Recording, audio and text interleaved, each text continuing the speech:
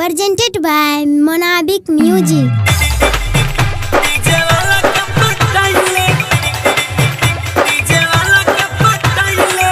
Sai Recording Studio, Delhi.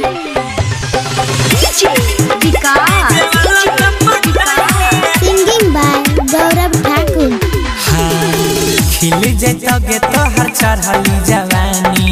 डालत तो engine में रोजे रोजे पानी खिल जैतो तो हर चढ़ली जवानी डालत तो इंजन में रोजे रोजे पानी बिट्टू पे कमर हिलाइले गे छोड़ी डीजे वाला के पटाइले तू अपना भगिया जगाइले गे छोड़ी डीजे वाला के पटाइले तू अपना किस्मत बनाइले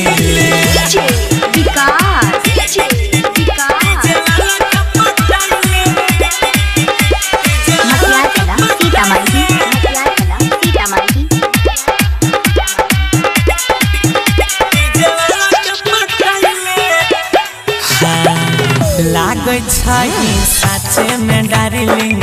तू त ब्यूटीफुल लागे सेजिया के मजा दिलै त रखत कुला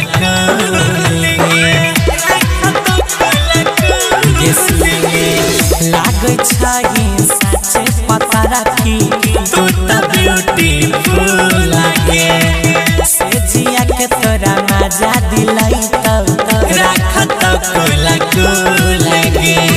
जल्दी से पकड़ा दिखाइले गे छोड़ी डीजे वाला के पटाइले तू अपन भगिया जगाइले गे रानी डीजे वाला के पटाइले तू सुतला किस्मत जगाइले Sai Recording Studio, Delhi.